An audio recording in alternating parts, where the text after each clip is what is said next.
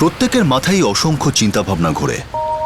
কেউ খুশি থাকে তো কেউ অখুশি, কেউ সন্তুষ্ট তো কেউ অসন্তুষ্ট।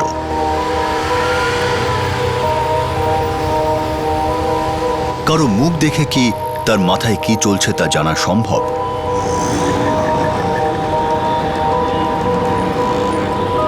কারো মনে কি চলছে, সে পর মুহূর্তে কি করতে চলেছে, এটা কি কেউ এত সহজে বুঝতে পারে? কেউ কি ভাবছে, কি বুঝছে, তার প্রতিক্রিয়াই বা কি হবে, এটা কি আগে থেকে জানা সম্ভব?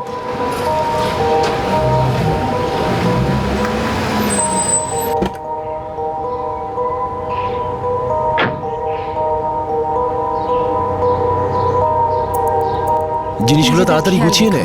আর না ভুলে আমাকে রোজ ফোন করবে, ওকে? আচ্ছা, এবার চলো, ট্রাফিক বেড়ে গেলে দেরি হয়ে যাবে। ঠিক আছে, এসো এসো। বাই মা। বাই মা। Bye bye bye.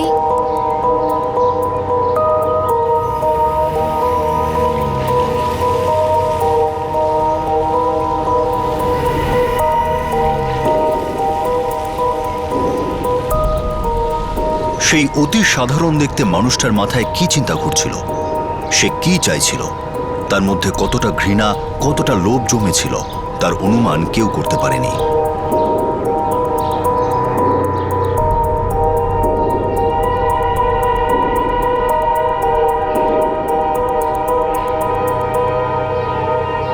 বিল্ডিং এর সিকিউরিটি গার্ডও অনুমান করতে পারেনি যখন তারা বিল্ডিং এর মধ্যে ঢুকেছিল।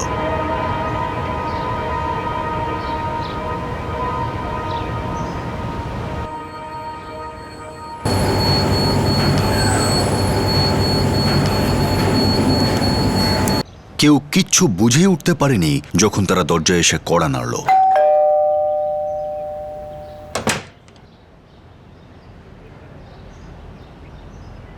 দীপা রাঠি তো একেবারেই অজ্ঞাত ছিল। সে বিনা ভয়েই তাদের দেখে দরজা খুলে দিল। অপরাধের পর কোন অপরাধী নিজের থেকে ধরা দেয় অধিকারী? সব অপরাধী পালিয়ে যায়। দেখি কতদূর পালাতে পারে। এত লোকের মধ্যে কোথায় লুকাবে, কোথায় যাবে? আমরা ওর ছায়া হয়ে ওকে আসল জায়গায় পৌঁছে দেব, গড়াদের পেছনে। 2012-র 12ই জুলাই অপরাধ ডিটেক্ট হলো যখন অরুণ রাঠি তার বাড়িতে ফিরলেন। কি ছিল সেই অপরাধ? তারা খুব সাধারণভাবেই তাদের ঘরে ঢুকেছিল আর খুব সাধারণভাবেই বেরিয়ে গেল। কিছুতেই জানা যাচ্ছিল না যে তারা কেন এসেছিল আর এত সহজে তারা বেরিয়ে গেল কি করে।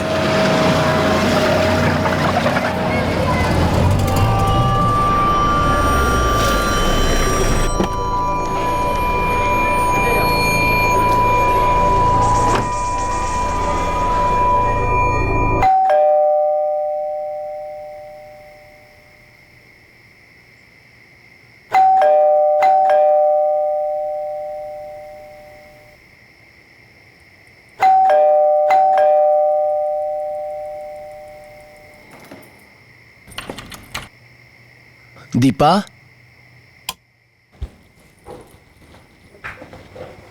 পুরো ঘর অন্ধকার হয়ে আছে।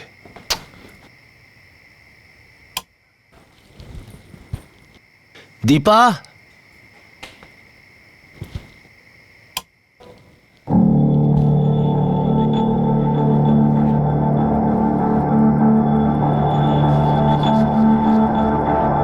দীপা,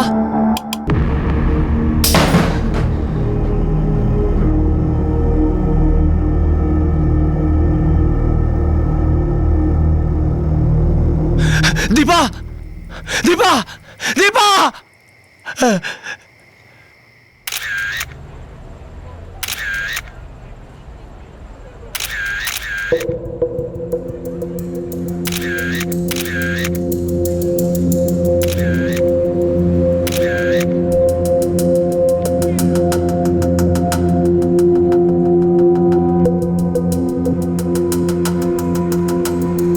আমার 2 মেয়ে আমেরিকা চলে গেছে। আমিও বাড়িতে ছিলাম না। আপনি আমাদেরকে বলুন, আপনি যখন ভেতরে ঢুকলেন কি দেখলেন আপনি? সবকিছু ঘটে যাওয়ার পর আমি এসেছি। সব শেষ হয়ে গেল। কোথায় গেছিলেন আপনি? আমার জুয়েলারির শোরুম আছে, কাছেই। রোজকার মতো আজকেও ফেরবার পর কেউ যখন দরজা খুলল না, তখন আমি নিজেই চাবি দিয়ে খুললাম, আর চারিদিকে অন্ধকার ছিল। আমি ওকে ডাকতে ডাকতে বেডরুমের দিকে এলাম, আর স্যার, ঘর পুরো লন্ডভন্ড করে রেখে গেছে। ওনার একটা জুয়েলারির দোকান আছে, বাড়িতে হয়তো অনেক জুয়েলারি রেখেছিল। এখন কি কি খোয়া গেছে সেটা তো আমাদের উনিই বলতে পারবেন। স্যার, কোনো ফোর্স এন্ট্রি নেই, কোনো এরকম চিহ্ন পাওয়া যায়নি যেখান থেকে এটা প্রমাণ করা যায় যে খুনি জবরদস্তি ঘরের মধ্যে ঢুকেছিল। দীপা রাঠির মৃতদেহ আমরা বেডরুম থেকে পাই। মনে হচ্ছে ওনাকে বেডরুমেই খুন করা হয়েছে। দীপা দেবী নিজে গিয়ে দরজা খোলেন, একজন ভেতরে ঢোকে বা কয়েকজন, আর তারপর বেডরুমে দীপা রাঠিকে খুন করা হয়।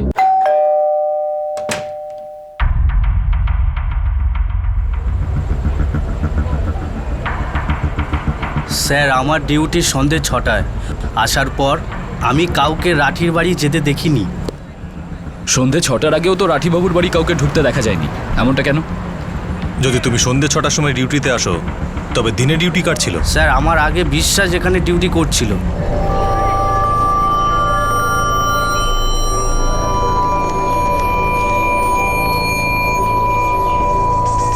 তুমি বিশ্বাসের নাম্বারটা দাও। স্যার, একটা ফ্ল্যাটে কার্পেন্ট্রির কাজ চলছিল, কোনো মুকেশ মিশ্রর ফ্ল্যাট। ডাকো এই মুকেশ মিশ্রকে। কাজ তো চলছিল স্যার, কিন্তু আজকে মিস্ত্রিদের ছুটি ছিল, কেউ ফ্ল্যাটে আসেনি। রেজিস্টার খাতায় কালকে ওদের এন্ট্রিটা দেখা। এই যে স্যার, ফ্ল্যাট নাম্বার 401, ওয়ার্কারদের সইও আছে এখানে। স্যার, ওদের আসার আর যাওয়ার দুটোরই এন্ট্রি আছে স্যার। অরবিন্দ, সুভাষ আর রাম, এরা তিনজনই কাজ করে নাকি আরো কেউ? না স্যার, শুধু এই তিনজনই। স্যার, পুরনো বিল্ডিং এটা, সিসিটিভি ক্যামেরা এখানে নেই। স্যার, ও হলো ডে শিফটের ওয়াচম্যান বিশ্বাস পার্কিং। ফোনে রিং হচ্ছে কিন্তু ফোনটা তুলছে না। তুলে আনো থানায়, আর সাথে 3জন কার্পেন্টারকেও। স্যার, দরজায় কোনো ফোর্স এন্ট্রির চিহ্ন পাওয়া যায়নি। মানে রাঠি পরিবারে চেনাশোনায় কেউ ঢুকেছে, বা এমন কেউ যে বা যারা এই বিল্ডিংয়ে প্রায় আসা যাওয়া করত।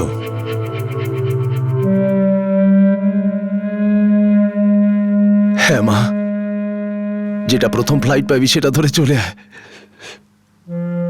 হ্যাঁ ঠিক আছে, আমার চিন্তা করিস না, আমি নিজের খেয়াল রাখবো। অরুণবাবু, এমন কে হতে পারে যে আপনার অবর্তমানে আপনার ফ্ল্যাটে আসতে পারে, আর আপনার স্ত্রী ওরকে ভেতরে ঢুকতেও দিতে পারেন? দেখুন, আপনার ফ্ল্যাটের মেইন দরজায় ফোর্স এন্ট্রির কোনো চিহ্ন পাওয়া যায়নি। এর মানে সে যেই হোক না কেন, আপনার স্ত্রী তাকে চিনতেন।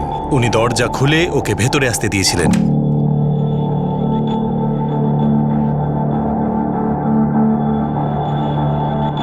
স্যার, দীপা দেবীর মোবাইল সুইচ অফ, আর বাড়িতেও নেই।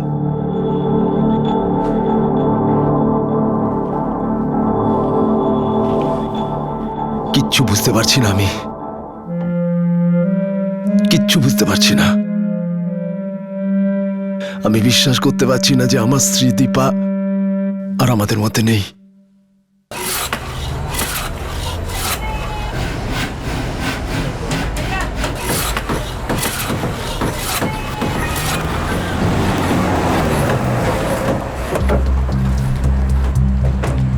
তুমি লোকেশ বর্মা?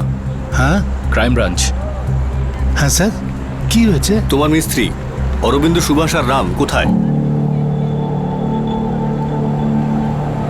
স্যার, এরা সকাল থেকে এখানেই কাজ করছে, সারাদিন এখানেই ছিল। আমরা মুকেশ বাবুর জন্য চেয়ার আর খাট বানাচ্ছি।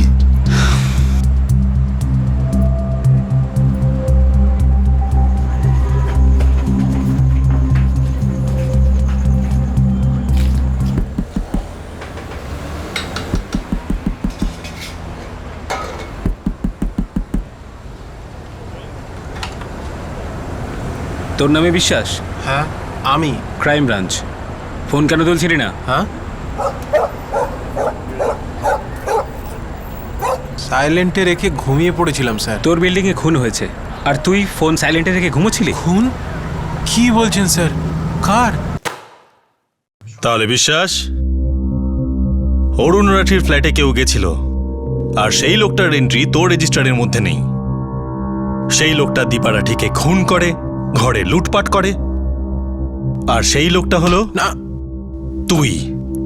না না না স্যার, আমি না। তুই না হলে তোর কোনো বন্ধু হবে যাকে তুই বিল্ডিং এ ঢুকতে দিয়েছিলি, এই কাজটা করতে দিয়েছিলি, তারপর তোর ডিউটি শেষ আর প্রকাশ ডিউটি জয়েন করে। না স্যার, আমি খুব সাদাসিধে মানুষ, সৎ পথে খেটে 2 পয়সা ইনকাম করি। আমি কেন খুন করতে যাব? খুন তো হয়েছে, ঘরে লুটপাটও হয়েছে, তুই করিসনি, তোর কোনো বন্ধুও করেনি। তাহলে সেই লোকটা কে ছিল যার তুই রেজিস্টারে এন্ট্রি না করি রাঠিদের ফ্ল্যাটে ঢুকতে দিয়েছিলি? হ্যাঁ স্যার, ওই রূপেশ তোমার এসেছিল দুপুর 2:30টার আশেপাশে।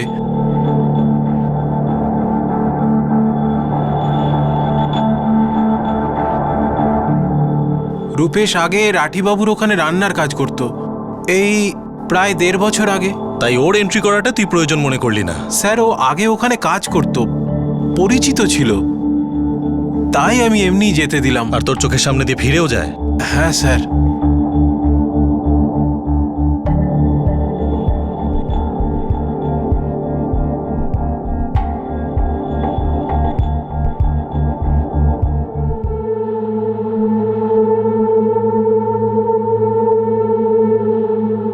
তুই ঠিক বলছিস তো নাকি মন গড়া কোনো গল্প শোনাচ্ছিস? স্যার, আমি গরিব, পাগল নই যে আপনাকে মিথ্যে কথা বলবো, তাও আবার খুনের ব্যাপারে। তুই আটকাসনি বলেই তো এই খুনটা হয়েছে। তোর চোখের সামনে দিয়ে ঢুকলো, বেরিয়ে গেল, আর তুই কিছু বললিও না। আরে কিছু বলা তো দূর, তুই তো এন্ট্রিও করিস না। ভেবেছিলাম দীপা ম্যাডাম কোনো কাজের জন্য ডেকেছে, ও তো আগেও ওখানে কাজ করতো। তবু তোর কিন্তু এন্ট্রি করা উচিত ছিল বিশ্বাস। আর যদি তুই এন্ট্রি নাই বা করলি, তাহলেও কম করে একবার দীপা দেবীকে তো জানাতে পারতিস, একবার জিজ্ঞেস করতিস। ভুল তো হয়েছে আমার, কিন্তু আমি ভাবতেই পারিনি যে রূপেশ এরকম কিছু একটা করবে।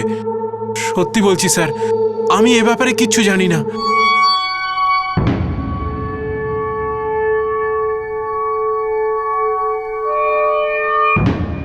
যদি বিশ্বাস পরখি বাবুর্চি রূপেশ তোমার আর তার বন্ধুদের নাম রেজিস্টারে এন্ট্রিও করাতো, তাহলেও কি তাদের উদ্দেশ্য কারো মাথায় রেজিস্টার করত?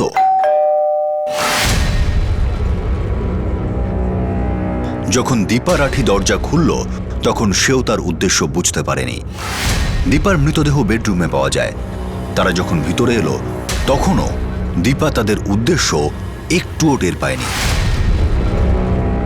আমরা এটা বলছি না যে অপরাধ ঠেকানো যেত, কিন্তু যদি ভেবে দেখা যায়, তাহলে ওই লোকগুলোকে রাঠি পরিবারের ফ্ল্যাটে যাওয়ার থেকে কি আটকানো যেত না? এরকম কি হতে পারতো যে তাদের জন্য দরজাই খোলা হলো না? অতীতে সেই সতর্কতা কি শোনা উচিত ছিল? সেই অতীত যা সময়ের সঙ্গে সঙ্গে এতটাই দূরে চলে গিয়েছিল যে ভিকটিমের স্বামী অরুণ রাঠি এটা বুঝতেই পারছিল না যে তাদের বাড়ির এক পুরনো বাবুর্চি কেন ফিরে এলো। কিন্তু ওকে তো আমরা 1.5 বছর আগেই তাড়িয়ে দিয়েছিলাম। ও ফিরে এলো কেন? আর যদি ফিরেও আসে, দীপা ওদের ভিতরে ঢুকতে দিল কেন? এই প্রশ্নের উত্তর তো একমাত্র আপনিই দিতে পারবেন।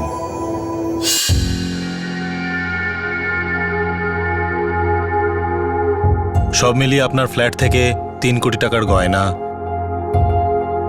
6 লাখ টাকার ক্যাশ আর 5টা দামি ঘড়ি চুরি হয়েছে। রূপেশের সাথে আরো 2 জন ছিল সেদিন। রূপেশ আপনার ফ্ল্যাটটা খুব ভালোভাবে চিনত। আপনার স্ত্রী ঘরে একা ছিলেন আর আপনার 2 মেয়েও বাইরে ছিল। রূপেশ কি কখনো আপনার সাথে কন্ট্যাক্ট করেছিল? কোনোদিন করেনি। যতদিন আমাদের বাড়িতে কাজ করত, সবসময় বিরক্ত হয়ে থাকতো, ছোট ছোট কথা নিয়ে রেগে যেত। কত বছর কাজ করেছিল রূপেশ আপনার ফ্ল্যাটে? খুব বড় জোর আমাদের বাড়িতে 8-9 মাস কাজ করেছে। তারপর আমার মনে হলো না, ব্যাস অনেক হয়েছে। দেখো রূপেশ, তোমার যদি ভালো না লাগে তুমি ছেড়ে দাও। আমার হিসেবটা আমাকে বুঝিয়ে দিন, আমি আর 1 সেকেন্ড এখানে থাকবো না। কিসের হিসেব বলো তো? তুমি অনেকবার আমাদের কাছ থেকে টাকা অ্যাডভান্স নিয়েছো, সেটা আমরা কখনো ফেরত চেয়েছি? তুমি নিজের থেকে হিসেব করে বললেই হবে। অ্যাডভান্সের কথা আপনি না বললেই ভালো করবেন। কেন বলবো না?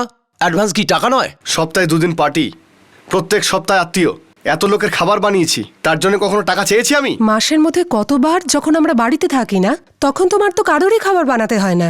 তখন কি আমরা তোমার টাকা কেটেছি বলো? ম্যাডাম, এটা কোনো কথা হলো না, কিন্তু পুরো মাসের মাইনে নিয়ে তবেই যাব। এই রূপেশ, অনেক কথা বলছিস, এক্ষুনি এখান থেকে বেরিয়ে যা, না হলে সিকিউরিটি ডাকবো। যা এখান থেকে, যা। বদলা। কিন্তু 1.5 বছর পরে বদলা নিতে কেন আসবে ইন্সপেক্টর? তাও এইভাবে? দীপাকে মেরে ওর কি লাভ হলো? কেন করলো ও এরকম? ওর কোনো কন্ট্যাক্ট নাম্বার আছে আপনার কাছে?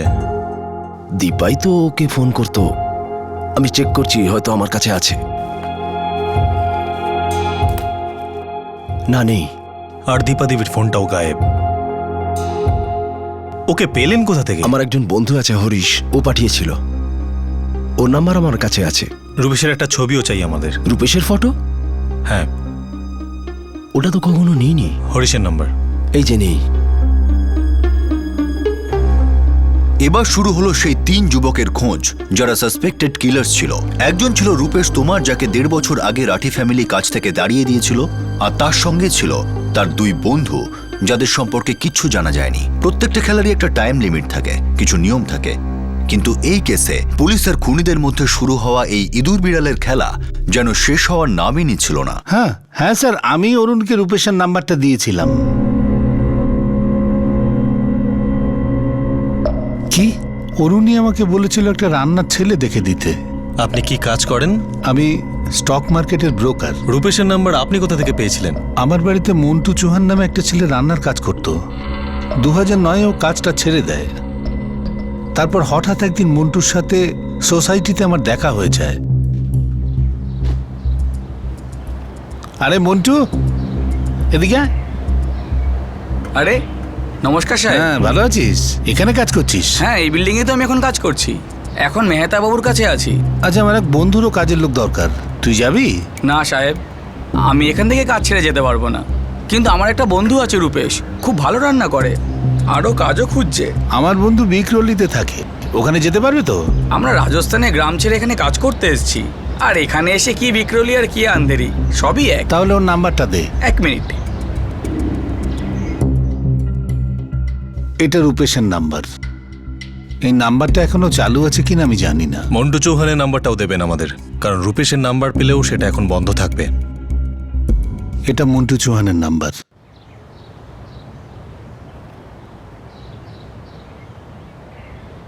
স্যার, আমি এয়ারপোর্টের জন্য বেরিয়ে যাই? আরে হ্যাঁ, মেয়েদের ফ্লাইটের সময় হয়ে গিয়েছে, যাও তুমি তাড়াতাড়ি যাও।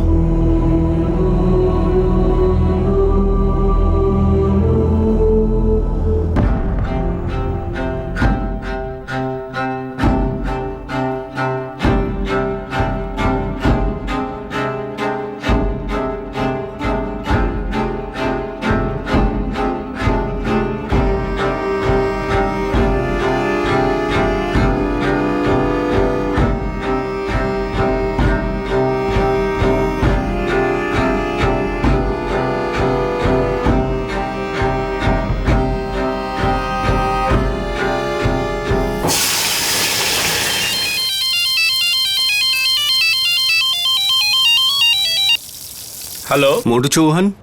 আপনি কে? পুলিশ। রূপেশ তোমারকে চেনো? হ্যাঁ চিনি, মানে বন্ধুত্ব নেই, এমনি পরিচয়। আমরা ওকে খুঁজছি, আর সে ব্যাপারে আমাদের তোমার সঙ্গে কথা আছে।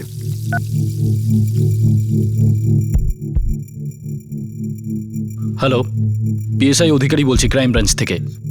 একটা নাম্বারের লোকেশন ডিটেলস চাই। 4445678776 রূপেশ তোমারের নাম্বার। মার্ডার কেস, খুব আর্জেন্ট। স্যার, বাড়ির অ্যালবাম চেক করেছি আমি, ওখানে একটা ফটোয় আছে রূপেশ।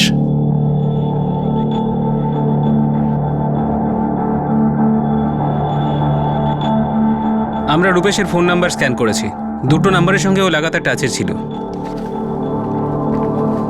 মার্ডারার লুট করার সময় রূপেশের সঙ্গে আরও 2জন ছিল। যে 2টো লোকের সাথে ও কন্টিনিউ যোগাযোগ রেখেছিল তারা ললিত সিং আর পঙ্কজ সোলাঙ্কি। স্যার, 2জনের নম্বরই বন্ধ আসছে, আর এই ললিত সিং আর পঙ্কজ সোলাঙ্কি 2জনের নম্বরই রাজস্থানের, যেমন এই রূপেশের নাম্বারটা। সুইচ অফ করার আগে এই 3জনের লাস্ট লোকেশনটা জানতে হবে। আমার রূপেশের সাথে হঠাৎই দেখা হয়েছিল। আচ্ছা, হঠাৎই? কোথায় দেখা হয়েছিল এভাবে? রাজস্থানের ধলপুর এলাকা সারাংপুর অঞ্চলের ছেলে রূপেশ। আমি ওর পাশের গ্রামেই থাকি, ও এখানে কাজ খুঁজছিল।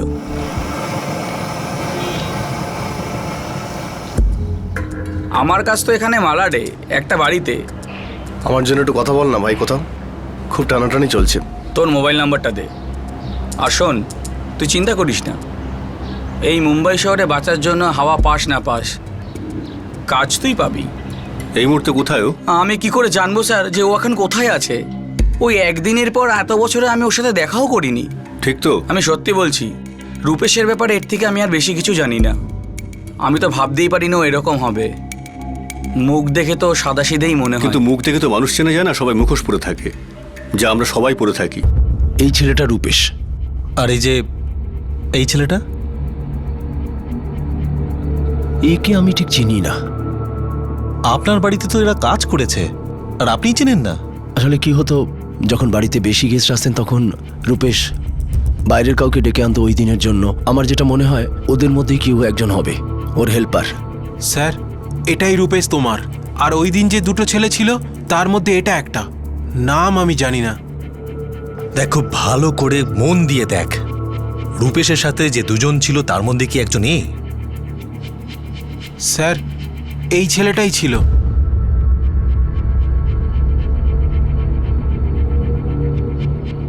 তাহলে আরেকজন কে ছিল? জানি না স্যার। যে দুটো নাম্বারের সাথে রূপেশ টাচে ছিল সেই নাম্বারগুলো কোনো ললিত সিং আর পঙ্কজ সোলাঙ্কির। আমাদের তিনজন সাসপেক্ট। এ হলো রূপেশ, যার ব্যাপারে আমরা জানি, আর এ যার শুধুমাত্র মুখটা আমরা চিনি। এর নাম হয়তো ললিত বা পঙ্কজ হবে। আর ওই যে সেকেন্ড নাম্বারটা, ওটা আমাদের তৃতীয় সাসপেক্টের। আর এও অরুণ রাঠির ফ্ল্যাটের কোনা কোনা চিনত, যদিও অরুণবাবু বলছেন যে উনি একে চেনেন না। স্যার, এই হলো রূপেশ তোমার, ললিত সিং আর পঙ্কজ সোলাঙ্কির নাম্বার। স্যার, এদের তিনজনের নাম্বারই 12 জুলাই দুপুর 3টে নাগাদ বন্ধ হয়ে গেছিল, আর 12 জুলাই দুপুরেই ক্রাইমটাও হয়েছিল স্যার। ফোন সুইচ অফ হওয়ার আগের লোকেশনটা কি দেখাচ্ছে? বিক্রোলি স্যার, যেখানে মিস্টার রাঠি থাকেন। স্যার, তিনজনের অ্যাড্রেস রাজস্থান। মন্টু চৌহান বলেছিল এ রূপেশ রাজস্থানের ধলপুর জেলায় থাকে, গ্রামের নাম সারংপুর। স্যার, বাকি দুজনের অ্যাড্রেসও সেম, জেলা ধলপুর, গ্রাম সারংপুর। স্যার, এই ললিত আর পঙ্কজের ফটো আমরা সিম কার্ড ফর্ম থেকে পেয়ে যাব।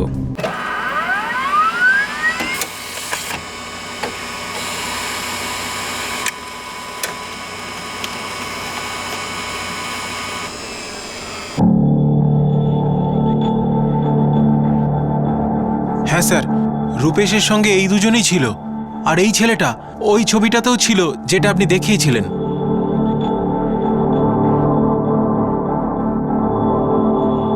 রূপেশ তোমার, ললিত সিং, পঙ্কজ সোলাঙ্কি, এরা তিনজনই আপনার স্ত্রী দীপাদেবীকে খুন করেছে আর লুটপাটও করেছে। এই ব্যাপারে আমরা অনেকটাই নিশ্চিত যে এরা জানতো দীপাদেবী সেদিনকে ফ্ল্যাটে একলা আছেন। দীপাদেবীর তরফে কোনো রকম বাধা দেওয়ার সুযোগ ছিল না। সারপ্রাইজ অ্যাটাক হয়েছে, ভিকটিম আশাও করতে পারেনি এরকম একটা কিছু হতে পারে। হতেও পারে ওরা হাতিয়ার সাথে করে এনেছিল, ছুরি। রূপেশ, রূপেশ, এটা কি করছো তুমি? এটা কি করছো তুমি?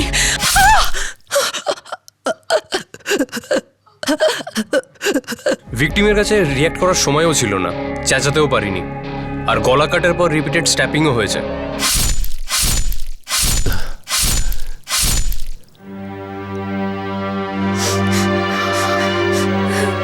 একটা কথা বুঝতে পারছি না যে দীপা দরজাটা খুললো কেন। দীপাদেবী বুঝতে পারেনি ওদের উদ্দেশ্যটা কি ছিল, তবুও দীপাদেবীর ওদের ঘরে ঢুকতে দেওয়া উচিত হয়নি। কিন্তু 1.5 বছর পরে কেন ফিরে এলো? টাকার গন্ধ অনেক দিন থাকে অরুণবাবু। সেই 8 মাস ধরে যখন ও ওখানে কাজ করত, ও সব কিছু দেখে নিয়েছিল, যে আপনি কোথায় কি রাখেন, কোথা থেকে আসছে, কোথায় যাচ্ছে, ক্যাশ, গয়না, দামি জিনিসপত্র। তার মানে আপনি বলতে চাইছেন যে এতদিন ধরে ওরা প্ল্যানিং করছিল? পসিবিলিটি তো আছে। ওদের তিনজনকে ধরতে পারলে পুরো ছবিটা আমাদের সামনে আসবে। কি হয়েছিল, কিভাবে হয়েছিল, কি উদ্দেশ্য ছিল, কি প্ল্যানিং ছিল, চুরি করা জিনিস নিয়ে ওরা কি করলো। রূপেশ তোমার, ললিত সিং আর পঙ্কজ সোলাঙ্কি, এই তিনজন ছাড়া এই কেসে আর কোনো সন্দেহভাজন ছিল না। আর এই তিনজনের কাছে পৌঁছানো বিশাল মুশকিল হয়ে উঠেছিল। পুলিশ কি না করেছিল, শহরের প্রতিটা এক্সিট রুট সিল করলো, প্রতিটা কন্ট্যাক্ট, প্রত্যেকটা লিঙ্ক ব্যবহার করলো। কিন্তু এই কেস এমন একটা কেসে প্রমাণিত হলো যেখানে ক্রিমিনাল যেন অদৃশ্য হয়ে গেছে, উধাও হয়ে গেছে। যোশী, কদম, তোমরা দুজন রাজস্থানে যাওয়ার জন্য তৈরি হও, সাথে বেস্ট টিম নিয়ে যাবে। স্যার। অধিকারী, এই তিনজনের সাথে যার যেরকম সম্পর্ক আছে, বন্ধুত্বের, শত্রুতার, সবাইকে নিয়ে এসো। স্যার। তোমরা দুজন রাজস্থানে যাওয়ার জন্য তৈরি হও, সাথে বেস্ট টিম নিয়ে যাবে। স্যার। অধিকারী, এই তিনজনের সাথে যার যেরকম সম্পর্ক আছে, বন্ধুত্বের, শত্রুতার, সবাইকে নিয়ে এসো। স্যার।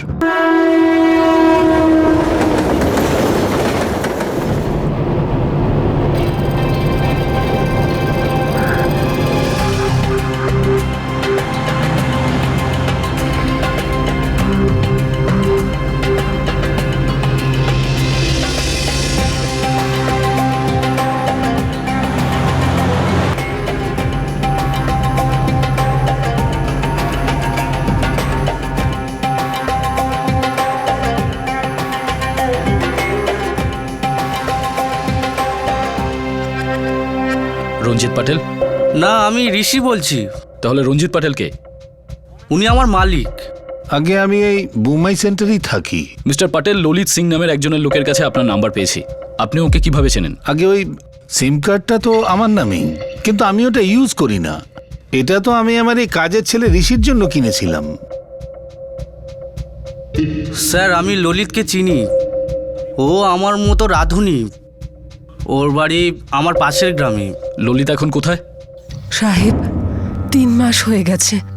আমার ছেলে ললিতের সঙ্গে আমার কোনো কথা হয়নি। ললিত এখানে শেষ কবে এসেছিল? তাও তো অনেক কাল হয়ে গেল। সাহেব, এইটা আমার ছেলে পঙ্কজের বউ। আমাদের কথা ছাড়ুন, ও অনেক দিন এর সাথেও কথা বলেনি।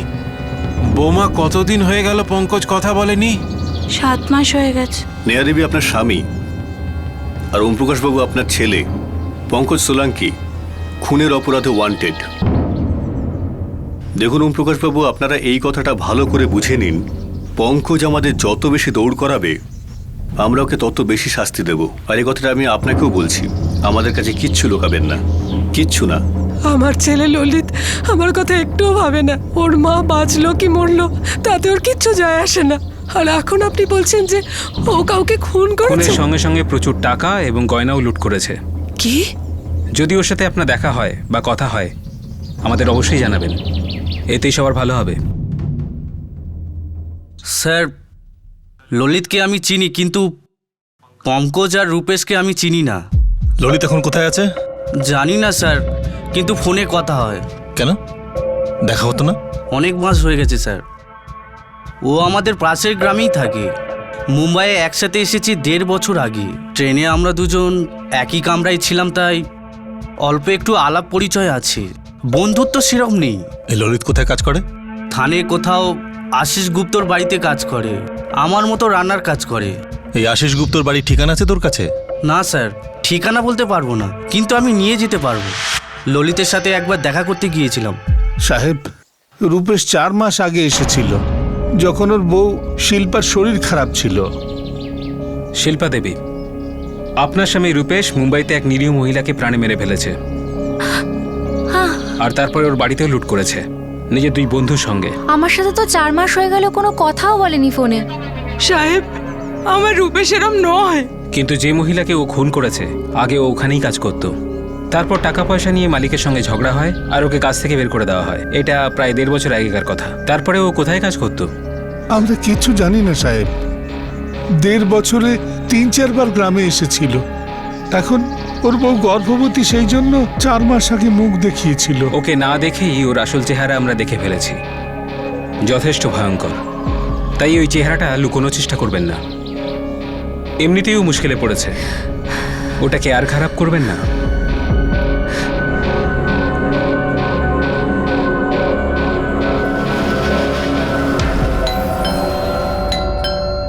স্যার, ললিত গত 6 মাস ধরে আমাদের বাড়িতে রান্না করত। তারপরে হঠাৎ আমাদের কিছু না বলে 2 সপ্তাহ আগে ও কাজ ছেড়ে চলে গেছে। ললিত এখানেই থাকতো? আগে না, দুপুরবেলা রান্না করতে আসতো, তারপর সন্ধ্যাবেলা, আর তারপর তো ও বাড়ি চলে যেত। তারপরে হঠাৎ করে 2 সপ্তাহ আগে কাজে আসা বন্ধ করে দিল। এখন তো ফোনও তোলে না।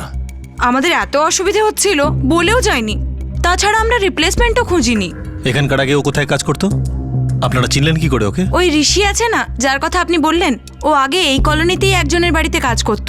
তো ওকে আমি একদিন বলেছিলাম যে যদি রান্না করার কেউ থাকে তাহলে বলতে, তো ও ললিতকে আমাদের বাড়ি পাঠিয়েছিল। রূপেশ তোমার, ললিত সিং আর পঙ্কজ সোলাঙ্কি 3 জনের বাড়ির লোকের সঙ্গে কথা হয়েছে। আর এরা 3 জনই ফ্যামিলির সাথে কোনো কন্ট্যাক্ট করেনি? হ্যাঁ স্যার, কিন্তু আমরা 3টে বাড়িকে সার্ভিলেন্সে রেখে দিয়েছি। আমি আর তরুণ ভীষণভাবে নজর রাখছি। বিশেষ করে রূপেশের বাড়ির উপর নজর রাখো। তরুণ বলছিল ওর স্ত্রী 6 মাসের প্রেগনেন্ট। ও বাড়িতে নিশ্চয়ই কন্ট্যাক্ট করবে। Yes sir. স্যার, শহরের জুয়েলারি অ্যাসোসিয়েশন আমাদের সাহায্য করবে বলেছে। মুম্বাইয়ের প্রত্যেকটা দোকানে নোটিশ পাঠিয়ে দিয়েছি। কেউ যদি গয়নাগুলো বিক্রি করতে আসে, আমরা তখনই জানতে পারবো। 6 লাখ টাকা ক্যাশ আছে ওদের হাতে। সে তো ফুর্তি করেই উড়িয়ে দেবে। খুব তাড়াতাড়ি জুয়েলারি বিক্রি করতে হবে ওদের। তাও চিন্তার কথা অধিকারী, 6 লাখ টাকা অনেক হয়। এই টাকা দিয়ে ওরা কোথাও অনেক দিন, অনেক মাস অবধি লুকিয়ে থাকতে পারে। আলাদা জায়গায় গয়না বিক্রি করতে পারে, দিল্লি, কলকাতা, যে কোনো জায়গায়। এস্টিমেশন অনুযায়ী 3 কোটি টাকার গয়না আছে ওদের কাছে। কথাটা আমার বুঝতে পারছো অধিকারী? বুঝতে পারছি স্যার, এদের সবার ফোন এখন বন্ধ স্যার, নইলে ট্রেস করে নিতাম। কোনো লিডও পাচ্ছি না। লিড পাবো অধিকারী, নিশ্চয়ই পাবো। আমাদের শুধু খুঁজতে হবে। আমাদের সমস্ত ইনফরমারদের স্পেশাল ডিউটিতে লাগিয়ে দাও। সব কুক সাপ্লাই এজেন্সিকে কন্ট্যাক্ট করো। ওরা ওদের মোবাইল ফোন সুইচ অফ করে দিয়েছে, কিন্তু আমাদের 24 ঘন্টা অন থাকতে হবে। এখন আমাদের একটাই উদ্দেশ্য, দীপা রাঠিকে যারা খুন করেছে তাদের সঠিক জায়গায় পৌঁছানো।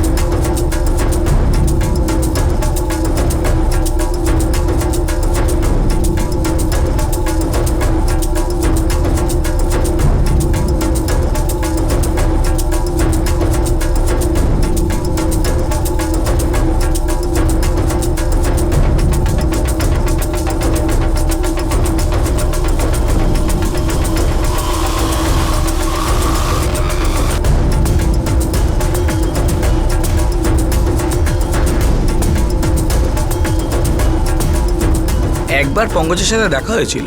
ও আমার মতন বাড়ি বাড়ি রান্না করে। কার বাড়ি রান্না করে? ওই চিঙ্গুলের অনিল দেশাইয়ের বাড়িতে। পঙ্কজ ওখানেই থাকে আর রান্নাও করে।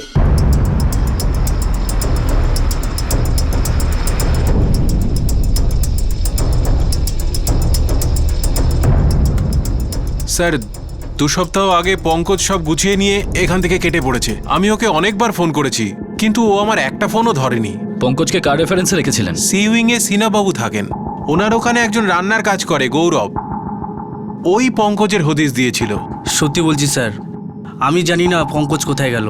আমি তো অনেকবার ফোনে ট্রাই করেছি। তারপর অনিল বাবুকে বললাম ও হয়তো আর আসবে না। তাহলে এখন কোথায় আছে পঙ্কজ? কোথায় থাকতে পারে? আমি জানি না স্যার। আমারই গ্রামের ছেলে, রাজস্থানে। সেটা আমরা জানি, কিন্তু ও এখনো রাজস্থানে নিজের গ্রামে পৌঁছয়নি। আমাদের সার্ভিলেন্স একদম ঢেলে ঢালা করলে চলবে না। টিম বদলে দাও। হয়তো ওরা সন্দেহ করছে বারবার আমাদের একই লোকেদেরকে দেখে। এটাও হতে পারে ওই 3 ফ্যামিলিকে আমাদের ব্যাপারে কেউ ইনফর্ম করেছে। ওই 3টে ফ্যামিলি এখন আমাদের টার্গেট। আমরা পিছিয়ে যাব না, একদম যাব না। হ্যাঁ স্যার, তাই করব। 3 দিন পর পর টিম চেঞ্জ করব। এখানে সব থেকে দক্ষ কোচরকে আমরা কাজে লাগিয়ে দিয়েছি। পুরো জেলাতে লুকআউট অর্ডার রয়েছে, রেলওয়ে স্টেশন, বাস স্টপ, সব জায়গায়। গুড, প্রেশার বাড়িয়ে রেখো। 1 সেকেন্ডও আমাদের নজর ফেরালে চলবে না কিন্তু। ক্লিয়ার? স্যার, এই গৌরব তো কিছুই বলতে পারলো না। রাজস্থান থেকেও কোনো পজিটিভ লিড নেই অধিকারী। কোথায় গেল ওরা? স্যার, এখনো পর্যন্ত 116 জন রাঁধুনিকে জিজ্ঞেস করলাম। 9টা প্লেসমেন্ট এজেন্সিকে ট্যাপ করেছি। আমাদের পুরো নেটওয়ার্ক অক্লান্তভাবে 24 ঘন্টা কাজ করছে। আমরা 4 সপ্তাহ ধরে খুঁজছি, কিন্তু কিছুই হাতে পেলাম না। 3 ছোটখাটো ক্রিমিনাল এতই সাধারণ যাদের কোনো ক্রিমিনাল রেকর্ড নেই, তাদের কাছে মুম্বাই লোকানোর জন্য অনেক বড় জায়গা। 2 কোটির বেশি মানুষ এখানে বসবাস করে। স্যার, ওরা যদি মুম্বাই ছেড়ে দেয় তাহলে তো আরো মুশকিল হবে। কত ভালো সার্ভিলেন্স সিস্টেম আছে রেলওয়ে স্টেশনের প্রত্যেকটা চেকপোস্টে, বাস স্টপে, প্রত্যেক জায়গায়, কিন্তু তবুও ওরা কোথাও না কোথাও লুকাতে পারে। জুয়েলারি বিক্রি করারও কোনো খবর পাইনি স্যার। মনে হয় বাইরে কোথাও বিক্রি করেছে। তাহলে তো আমাদের র্যাডার অনেক দূর অবধি ছড়াতে হবে অধিকারী। 3 জন আসে, এক একাকী মহিলাকে খুব নির্মমভাবে হত্যা করে, ওনার বাড়ি লুটে তারপর গায়েব হয়ে যায়। এটা ঠিকই যে মানুষের মনের উদ্দেশ্য সবসময় বোঝা যায় না, কিন্তু অধিকারী আমাদের খুব কাছেই একটা জঘন্য অপরাধ সংগঠিত হয়েছে। জানি এই কাজ কে করেছে, তাও ধরতে পাচ্ছি না। অধিকারী, আমাদের এই তদন্তকে প্রত্যেক দিন প্রত্যেক মুহূর্তে শক্তিশালী করতে হবে। এন্ড আই এম শিওর আমাদের তদন্ত একদিন ঠিক জায়গাতেই শেষ হবে। অপরাধ আর অপরাধী আইনের হাত থেকে পালাতে পারবে না।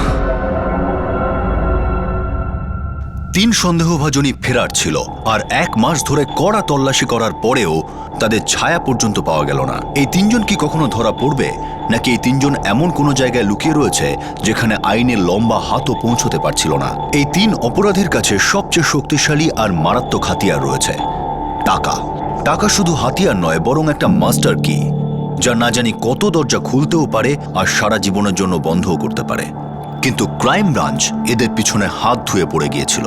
এই 3 অপরাধীর সঙ্গে যুক্ত প্রত্যেককে জিজ্ঞাসাবাদ করা হচ্ছিল, কিন্তু পুলিশ এই 3 ক্রিমিনালের দিকে 1 ইঞ্চিও এগোতে পারল না। এই 3 জনের কোনো ক্রিমিনাল রেকর্ড ছিল না। এরা খুব সাধারণ মানুষ ছিল। চাকরির খোঁজে এরা মুম্বাই শহরে এসেছিল, যারা গ্রামে নিজেদের পরিবারকে টাকা পাঠাতে চাইত। মানুষের বাড়িতে তারা রান্না করে টাকা আয় করত, আর তারপর হঠাৎই তারা এই গুরুতর অপরাধ করে বসল। পুলিশ তাদের অতীতের সব কথাই জেনে গিয়েছিল, কিন্তু তাদের বর্তমানের একটা কথা, একটা শব্দ না তারা শুনতে পাচ্ছিল না দেখতে পাচ্ছিল। কিন্তু পুলিশের দৃষ্টি আসন্ন ভবিষ্যতের দিকে আটকে ছিল, যেখানে এই 3 জনকে তারা জেলের মধ্যে দেখতে পাচ্ছিল। আর সেই উদ্দেশ্যকে সফল করতেই তারা তাদের সম্পূর্ণ শক্তি লাগিয়ে দেয়। ক্রাইম ব্রাঞ্চের টিম কি শেষ পর্যন্ত সফল হতে পারবে? খুনি আর লুঠেরা রূপেশ তোমার, ললিত সিং আর পঙ্কজ সোলাঙ্কির এই কেস আমরা সমাধান করব আগামী পর্বে এই কেসের দ্বিতীয় তথা শেষ ভাগে। আপনাদের সাথে আবার দেখা হবে ক্রাইম পেট্রোল সতর্কতে। ততক্ষণ নিজের খেয়াল রাখবেন, সুরক্ষিত থাকবেন, সুস্থ থাকবেন, আর মনে রাখবেন, অসফলতা একটা পর্যায় মাত্র, জীবনের শেষ নয়। রাতের পরেই সকাল আসে। সঠিক সময়, সঠিক পদক্ষেপ, সতর্ক থাকুন। জয় হিন্দ।